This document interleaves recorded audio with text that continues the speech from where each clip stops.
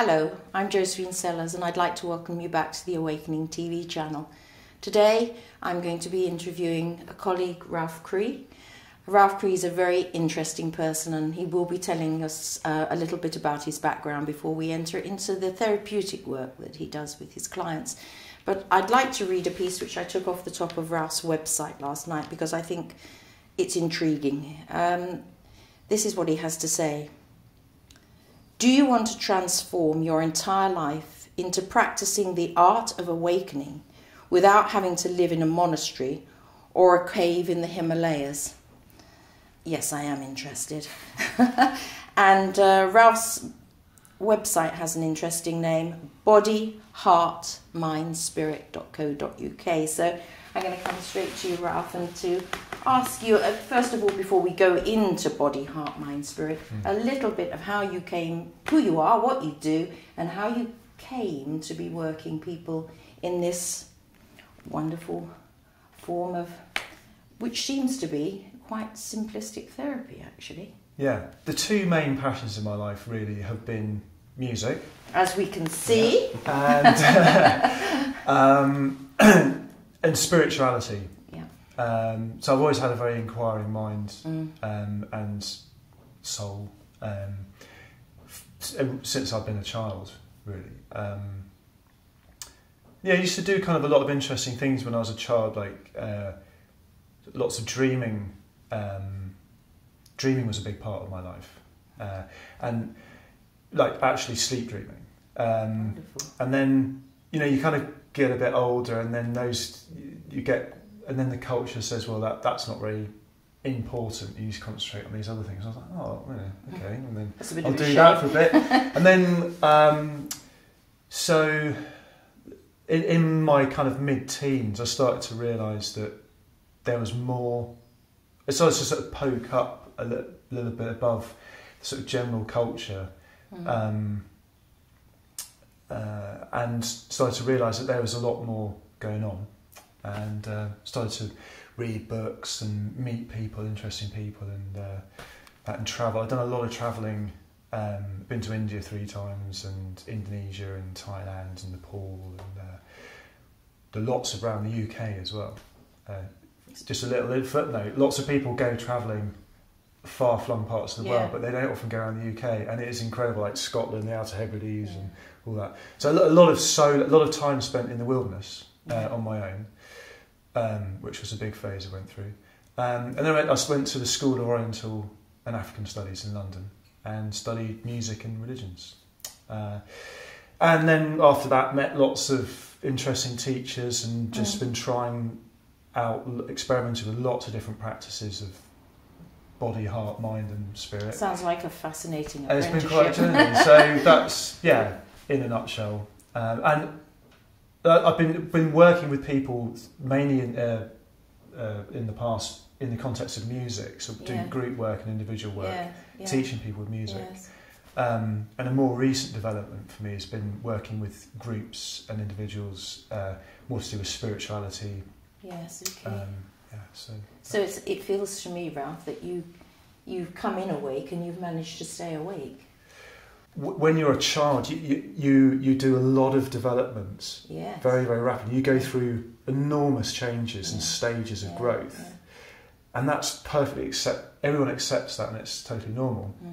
And then there's this kind of accepted norm of our culture that you reach a certain point and that's it. You kind of get to the age of 21 and then you're an adult and you basically stay like that until the last few years of your life where you turn back into a child and start wearing nappies again and going. And it's an awful model. It is a bad model. So the whole idea here is that you recontextualise the whole thing and realise that you never stop changing. So it's always you're pouring on the fertiliser onto your life and the nutrients for body, heart, mind and spirit to encourage constant transformation through stages. So and there's a big you butt up against the big kind of resistant force in the culture wants to keep it at And then, you know, I'm not talking about like a conspiracy theory. No, it's just a sort of, just our culture. It's just an we don't come up in a spiritually evolutionary culture, do we? No, yeah. That's what we desperately... You talk Yeah. about being the dreamer as a child, Yeah. and how often is that... Yeah, and exactly, if the parents have no sense of that wonder, of just life, there seems to be precious little chance sometimes, and it can be a battle through for some people to stay awake. But it's like a sort of consensus trance. Yes, it's lovely. So you kind of, you know, I hit that big time in my teens, and I was like, whoa, what's happening here? I wanted to keep going, but I was being held back, and I thought, well, what can I do? And then, so a lot of that's been to do with doing my own practices, and then getting in connection with other people doing these kind of things. And you realise that there's another culture existing within the wider culture of people who engage in ongoing transformational practice, and building those relationships and getting hooked into that network is really important. That's wonderful. Because you can't do it all on your own. No, there is peer support out there. Yeah. Yes. Yeah. So shall we? I suppose I'm going to ask you really, body, heart, mind, spirit, and that's you're working in the complete complexity of and the wholeness. Yeah. So it does seem it can seem very complex because there's a lot to take in there. Yes. Body, heart, mind, and spirit. Yes. But these are just the four most fundamental dimensions of our being. Yes. And so the idea that why this is called Integral Transformative Practice, the integral part of it is that we exist in a time in history where we can look at everything that's happened in all cultures over all times. Yeah. And it's like looking at this enormous collection of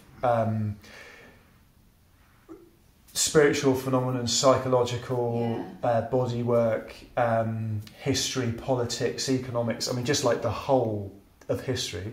So well, what are the general patterns here? You know, you actually sort of like saying, well, you can kind of group those things together. And so when you look at, say, the transformational practices and spiritual and religious practices that have been done over the whole of history in all cultures, there are certain themes which appear.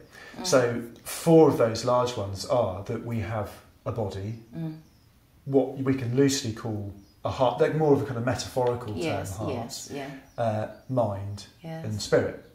And this is all, obviously we are one being, and this is all connected. So if you work with any one of those aspects of yourself, it feeds into the others. Into that loop. So work you do with, say, a healthy body will mean that your mind is working well, and you can think clearly. If you're emotionally healthy, then your spiritual practice is going to be based around healthy relationships with yourself, other people, deities, God, those kind of things. And they're not acting out immature stuff from your childhood. It's a beautiful balance. Yeah, a balance and a dance, it sounds like exactly. to me. And the commonality from all depth of knowing over the years, over the centuries. All the accumulated knowledge and of all time. Pulling it through into a commonality and then working with it. Yes. Because what is quite common is for people to say, well, it's all about your spiritual practice, or it's all about your body work, it's all about psychology, or it's all about just learning. So some people will just read books or something, and they say, oh, that's what I do. Some people would just meditate, some people would just go to therapy and see psychologists, and some people would just do yoga or something, and they say, this is it, this is it, this is it. But then they're leaving out a whole large and then you part of it. Absolutely, I see what it sounds very beautiful and very possible and very right, actually. Well, what's simple about it is that it is your life. It's the nothing embodiment. Other than it's your life. The embodiment. It's what you do, you know, you are those things in every moment. So just whatever you're doing, be aware of the loops through all the time. Yeah, so that's the first stage, just Yeah. becoming aware that there are these 4 dimensions of your body. And let them talk to each other. Your body, yourself. Yes. But then you get into the realm of actually practicing. Yes. Like, what specific practices do you do in this? To help. Yes, okay. And I see this is a big statement on your website, because you say it's non-dual practice. And I'd like you to elaborate on that, Ralph, please, because that's quite a big statement. When you look at this, imagine we've got this collection of the whole of history in front of us. This great reservoir. This great reservoir of Yes. everything. One of the main fundamental distinctions that are made are between I'll say some different some names of these things in different traditions. So in Buddhism you've got emptiness and form. Yes. You might have say in a scientific thing you've got consciousness and matter. Yeah. The inside of the cosmos and the outside of the cosmos. So I can really easily illustrate one of the elements of this. These are 2 fundamental dimensions. The yin and the yang? Yin and yang, which is very common to people. Exactly, yes. Yin and yang. And if you can think of any others, just say I that. can't. Yeah. But this sounds complicated, but I'm going to explain it in very, very, very simple terms. So on one side of your being, you have awareness. Okay, so any person would say that they are aware of being here. Yeah. But your awareness is kind of like this crystal ball, in that it's like the sky. It's like the sky. It's empty. So people use metaphors traditionally to point out this part of yourself. So so all you need to do to get into touch with this part of yourself is just to stop thinking. Yeah. Did you have like a split second of not thinking then? Yeah. Yeah. So what remains when you just stop thinking like that? What remains in your? Is this one sense of feeling first of all? Yeah. And senses around that aren't just your sounds, feeling. Yeah. So you get this kind of perceptual openness that you're just hearing sounds. You're aware basically. Yeah. Yeah.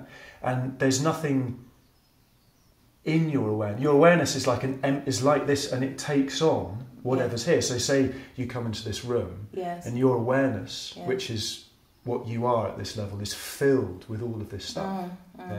So like this crystal ball, whatever we put, if we put it on my t-shirt here, this crystal ball is blue. Yeah.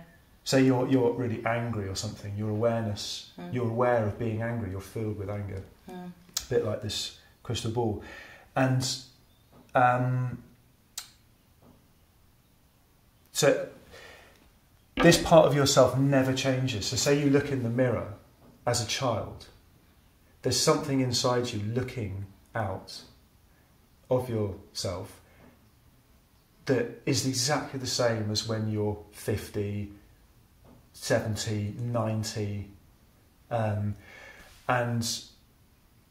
the reason why it doesn't change is there's no contents. No, so I see it's just pure awareness. I see that as still awareness. Exactly, still awareness. So it's been popularised by Eckhart Tolle, who talks about the power of now, and silent witness, silent observer, and this kind of thing.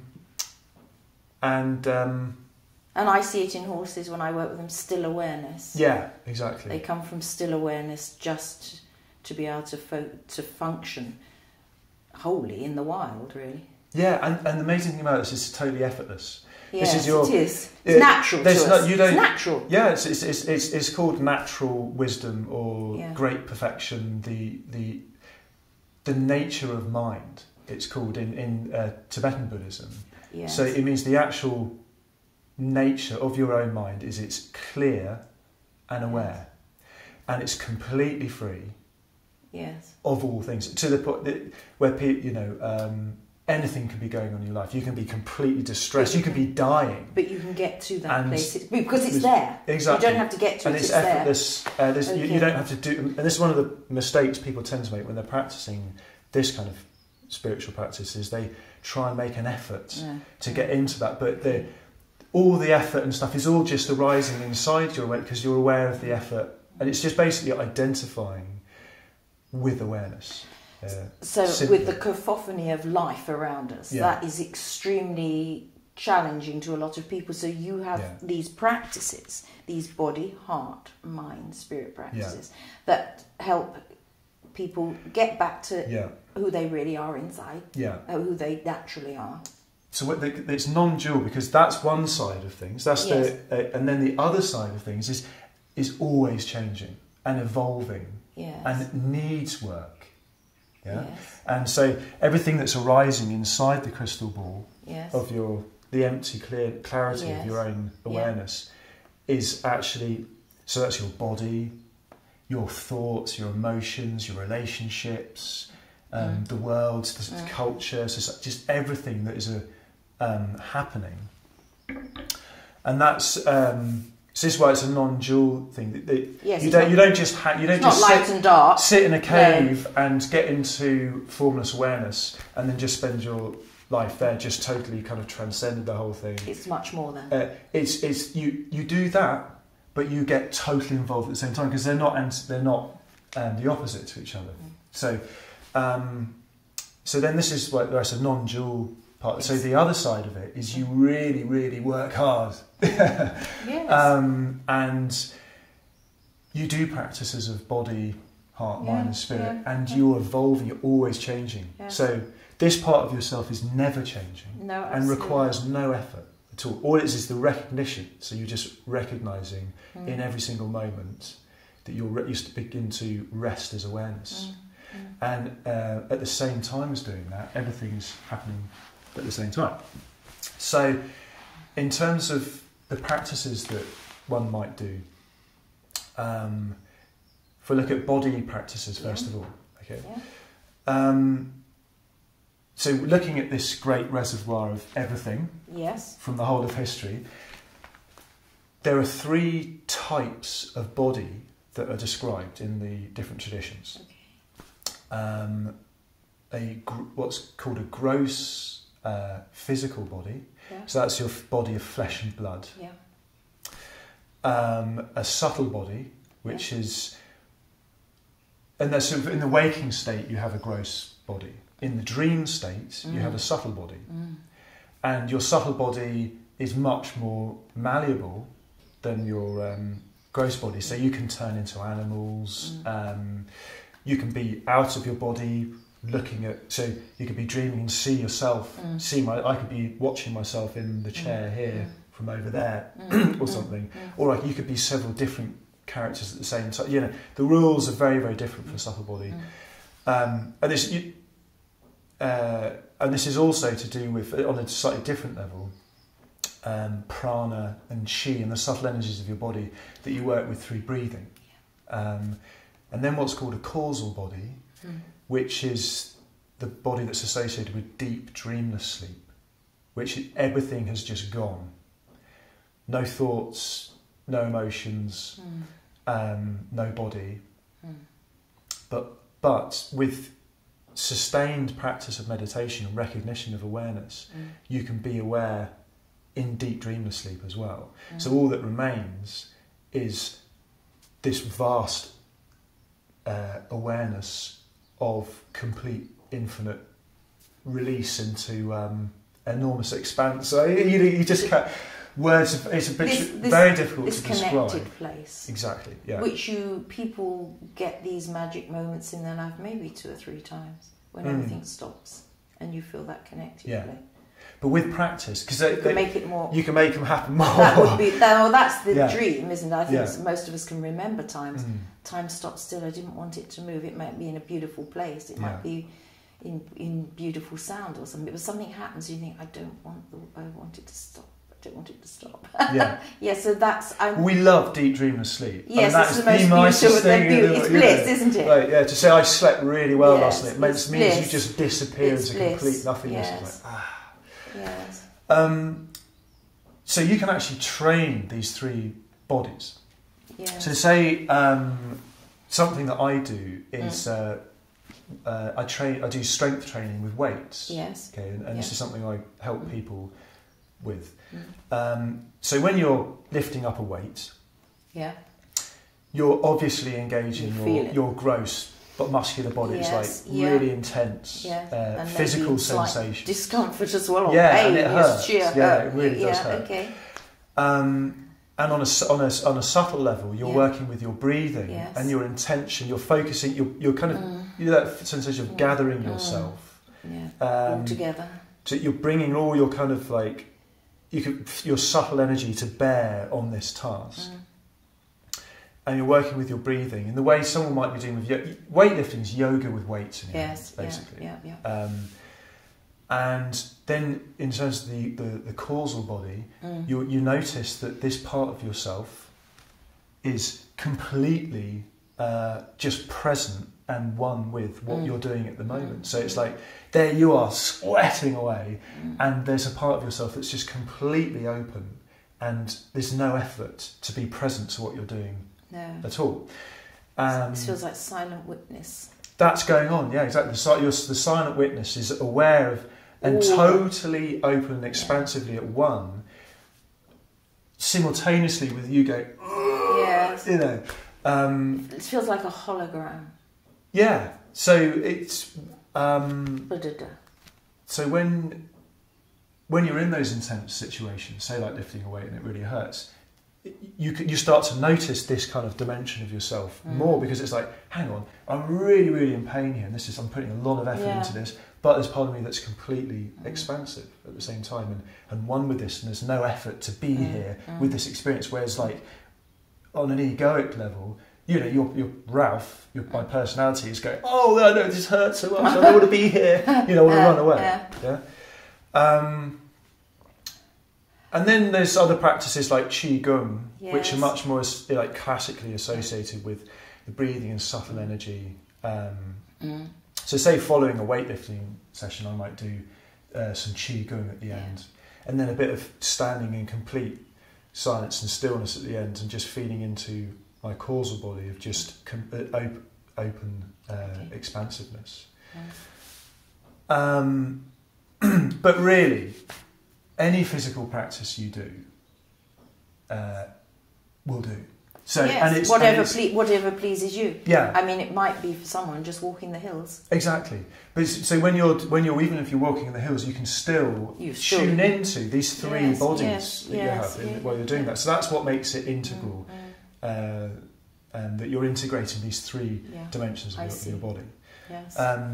So there are practices that I tend to do, which you know I do teach people how to do those, but also what this is all about is that you plug what you already do into this practice. Into that so practice. Say if someone came to me and was saying, right, we're going to work on an integral transformative practice of body, heart, mind, spirit. Yes. So I say, well, what practices do you do with your body? Yes. Someone might say, well, my main thing I do is I walk in the hills. I have a dog and I go walking. I say, well, you know, that we can look into how you can make that a three-body practice. Yes. Yeah, absolutely. I see. I do. So anyone can do it. Because everyone's got something. They might ride their bike. They might bike riding, running,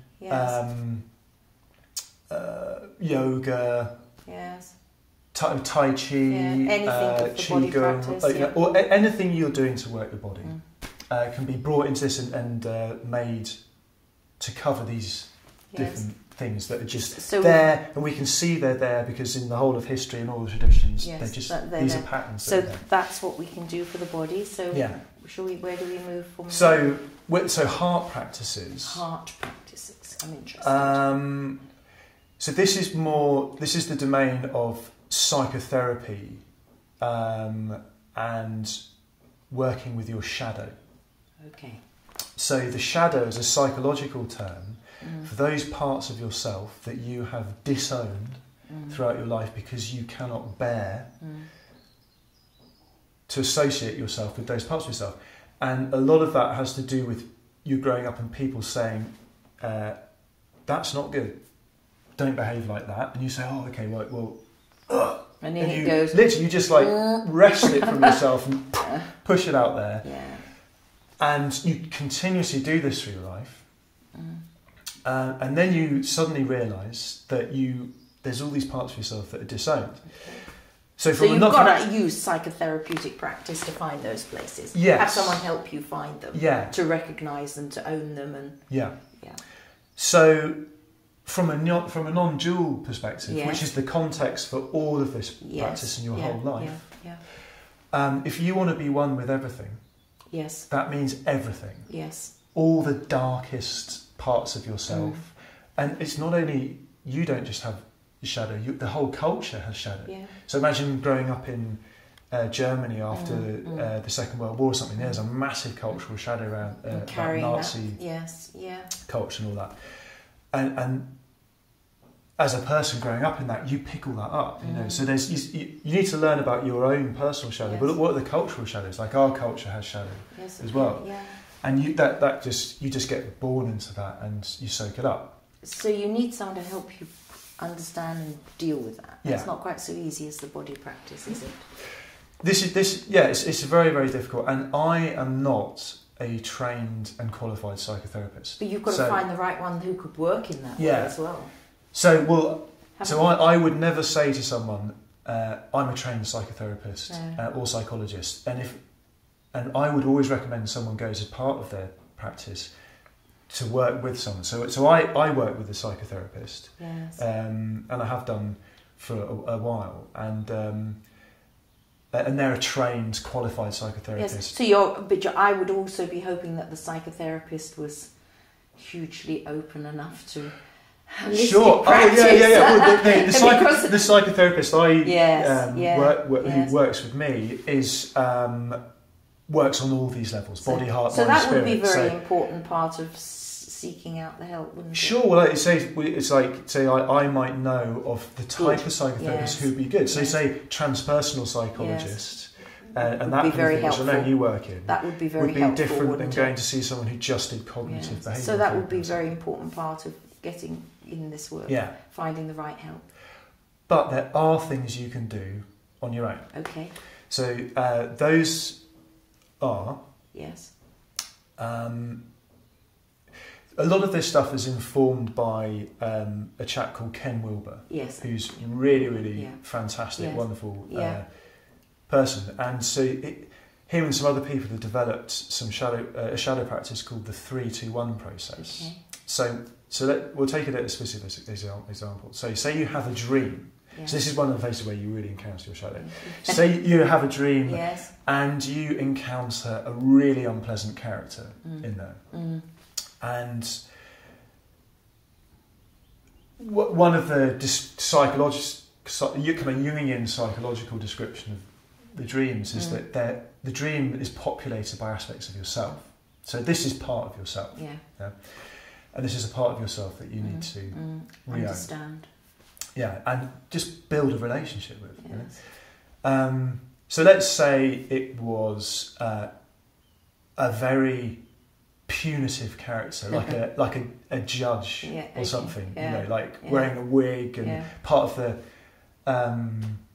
Spanish Inquisition or something. Yeah. You know, like you find it in you. Exactly. You wake up and you think, I hate that guy. Yes, but somewhere. Yeah. So this is the 3-2-1 part of it. Is you make it from a third person perspective to a second person perspective to a first person perspective. Yes, this is a theme that runs throughout all of the practice. So I'm just trying to think of the average man in the street. Yeah, he needs to get God knowledge on board. He needs to read Ken Wilber and to understand how to recognize everything that we. Well, as I know, we often project out, inside, and that's probably quite an easy way for people, I find. So this is this huge projection out. That person is. Hang on a minute. Where is it in me? Yeah, that's sometimes easier for people to work out. Sure, it's a big thing for them to take on board. Yeah, we'll say you've had this dream with this guy. Yeah, you hate him. Yes, and then So we're look at this in the third person. Yes, so.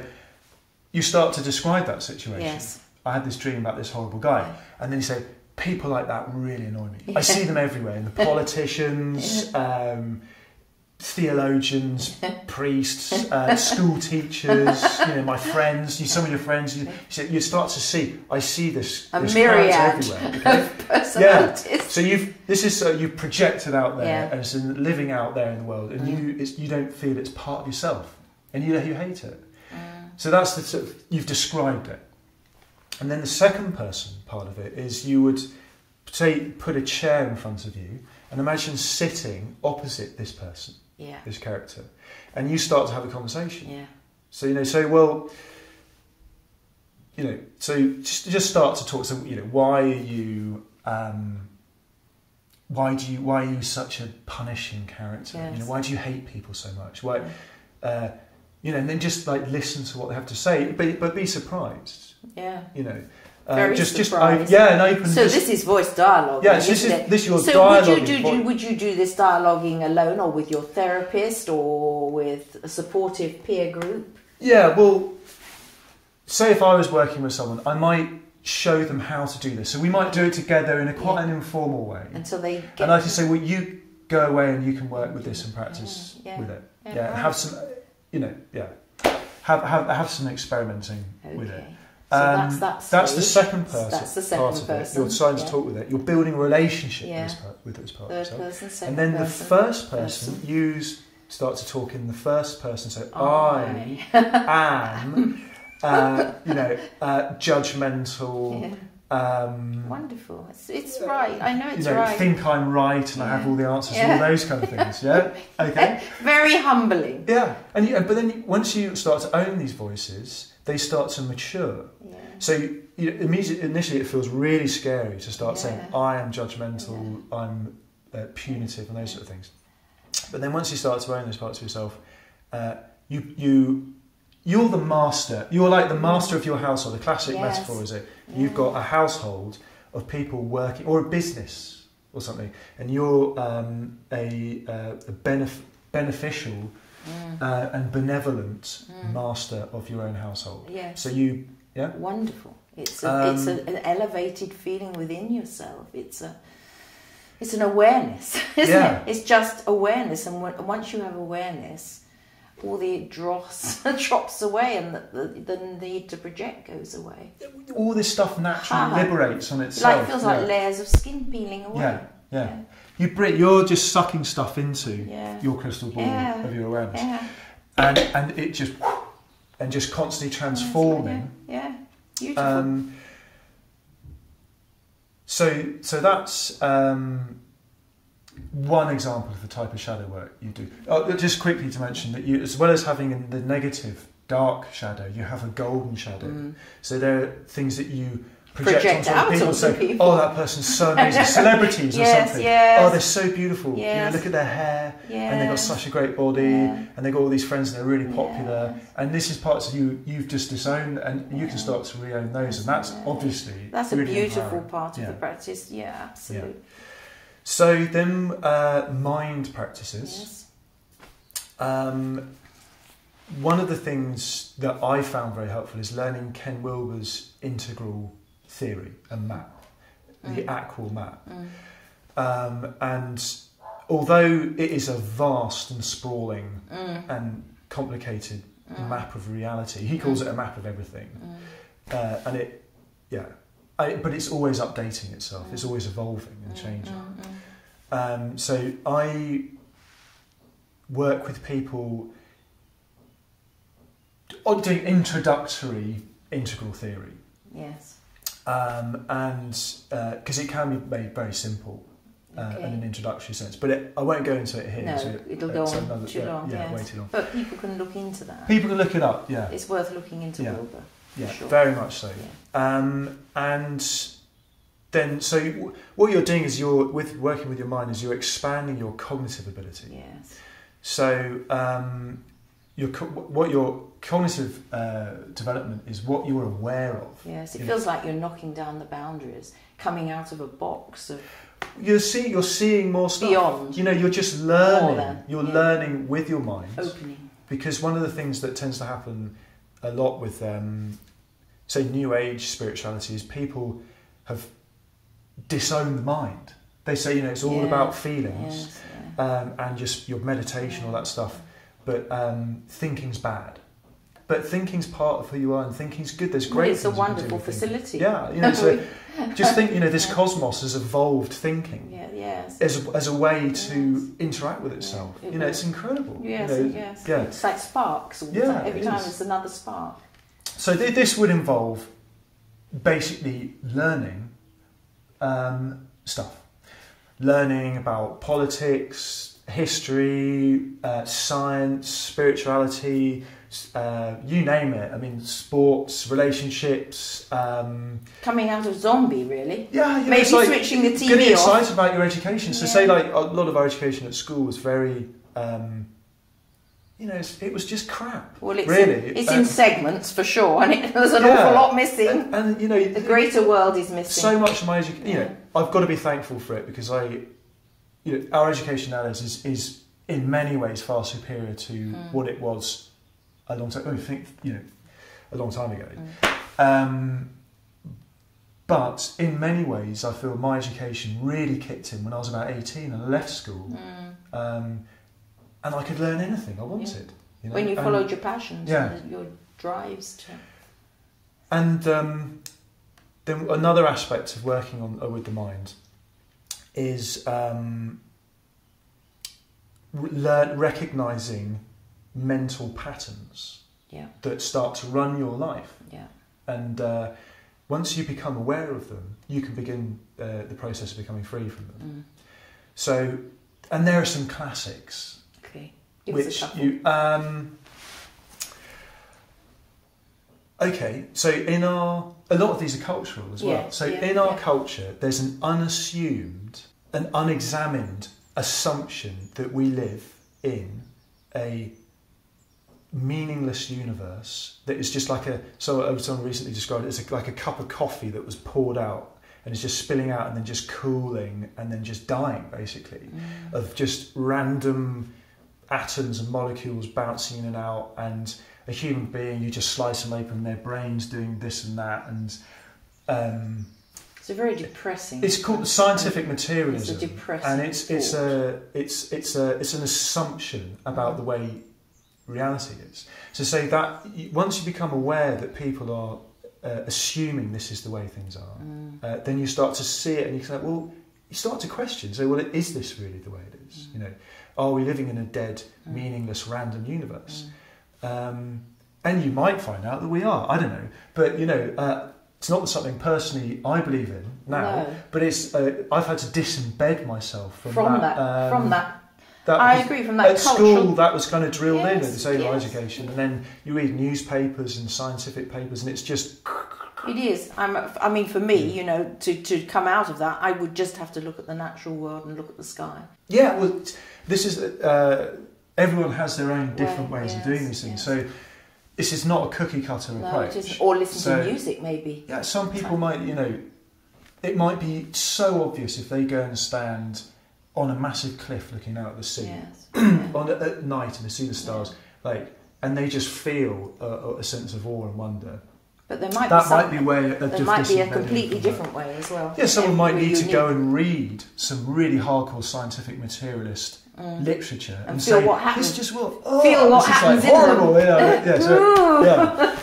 So those are kind of like you know, expanding your mind basically. And a lot of people get to a point in their life where they don't do that anymore. You know, and there's lots of studies done into dementia and these kind of things that when people get very old and stop exercising. You know, the people who really age are very lively when they're old, are engaged in a lot of intellectual inquiry and stuff. Not following the mould of stopping here. Yeah. This is where we stop and wait to die. No. So now moving on to spirit, the spiritual practices. So it's almost like moving up the chakras. Yes, it is. That's one way of describing it. So spiritual practices, and an integral perspective on this is that there are first person, second person and third person spiritual practices. Okay. So first person. If we it might be easier to start with third person. So say from a third person spiritual practice is looking at life the cosmos, everything, people, just everything going on, and just being in awe of it. That's that thing of standing on this cliff top and like looking and just going, oh my God, looking out the stars. Also studying, you know, when you read like philosophical texts or religious texts or spiritual books, you know, or it could be, or a novel. It could be, you know, those kind of things. And so studying, you know, sort of religious setting, you have religious texts and stuff. You know, you're studying that, and that's a religious experience, a spiritual experience, because it's blowing your spirit. Yes, it feels as it's a slightly inspirational feeling. Yeah, exactly. It's a sort of awe, a bit of an awesome. But that is looking at the body of God. Yes, one way of describing it, you know, saying that all of this is the body of God. Not God is in a man. No, you know, no. That guy with the white beard fell out of the sky a long time ago. So you know, the awe of it. Yeah, God is a she. You know, so it's just a word that we can use. I've used this for the purpose of this, and this might be walking in nature, so nature mysticism. Yes. And spending time in the wilderness and that. And then second person relationship to God is an I-thou relationship. So this is your classic. Christianity is great at this.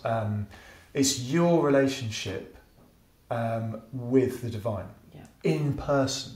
So, say in a Christian context, it's you and God. So this is praying, actually having a relationship with God. Or God, it could, you know, any tradition. Say you're a Hindu, there are gods and goddesses and stuff, and you have relationship. You can have a relationship with all of these different deities, but a very, very personal one. This deep I thou. That's Martin Buber's I thou. Exactly. Isn't it? That's huge, and you feel it. And I think that's what happens when I work people with horses. They get that I thou. Yeah. It hits them. Yeah. Bang. And you begin to see this in other bits. So say like, we're in a second person relationship now, and I can you begin see to feel it in your client. Well, you are the intelligence of the universe housed in a usable form and a person, and you hit it, and you hit it, and it bangs out, and it's that beautiful moment, and that's the beautiful moment you often hit in therapy, isn't it? Yeah, and you can I can see feel it coming out. God's in you and vice. Yeah, so we're here in the second person thing. I understand. And this would be clearly, in your spiritual practice, praying basically. You know, and you can do visualization practices where you visualize a deity in front of you. And then first person is basically I am God. So, and I'm not saying Ralph Cree and God. No, I know what you mean. Yeah. I am. I am. We are. So some of the references in the traditions are, in ancient Hindu scriptures, there's this saying, Tat Vamasi, thou art that. So you are, all of this stuff you're learning about in this text, God, you're reading about God, the divine. You are that. This is you. This is you. We're just describing you. And this is where we have been so culturally separated from that. Exactly. You don't go there. You're not allowed to think that. So we look at... There's this cultural thing. Historically, people have been burnt at the stake. I know. You can, like now, thank God, in our culture, which is one of, I've got to say, you know, to the credit of our culture, thing. We can I can go out onto the high street and say, I'm God. And they won't take your life. You know, whatever, mate. But there was a time, if I went out and said that, I'd be wrestled to the ground, locked up, tortured, and then burnt at the stake. Yeah, you know. Absolutely. So that is the good thing about today, and particularly where we are in this culture. The good there is that we can actually say what we flipping want like. Yeah. Isn't it wonderful? Really love that. And that's liberating, isn't it? It is. Yeah. So I see. It's as it is. It's no other word to say it. People are going to get this into their timescales of life, haven't they? Yeah. So say on a daily level, your everyday life. Yes. I'll just put something about this first person thing. When you're meditating, so you can meditate as so I am. I thou. I am. I am. And in fact, quite often they just leave it there. And just feel it. That's it, isn't it? And feel it and just feel it. Yeah. So you could in one meditation session go from third person to second person to first person. Yes. Okay. But say on a daily level, your everyday life means that you are exercising all these dimensions of your being, and they feed into each other, and you're always transforming. And so sometimes you can get stuck on one part of it and plateau there, but another part's racing ahead, and that's all really exciting, and then that kind of like, and then this bit's going, you know. So on an everyday level, this means that, you know, you look after your body.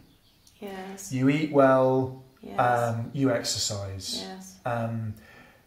You work with good. You have good relationships. You work on your relationships with people. You work on your relationships with yourself. Yes. You're emotionally healing throughout your whole life and maturing. You're constantly learning and expanding your mind. And you have a regular spiritual practice that hits third person, second person, and first person perspectives. And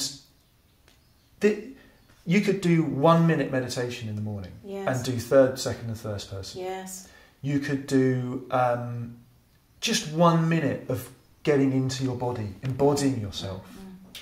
You could do 1 minute of shadow work, and you could do 1 minute of you could have like one of those books with like pithy sayings for the day. We need one of those. You know, that's 4 minutes. Yes, I know. So you could do that. Yes, so it's not masses of time. Or you could do hours and hours. But the really key thing is to realise that in every moment throughout your entire life, all of these things are involved in that. So when I say, going back to this thing, you do want to bring your entire life into the service of awakening, rather without having to go and live in a monastery or live in a cave. Just take it with you as you go.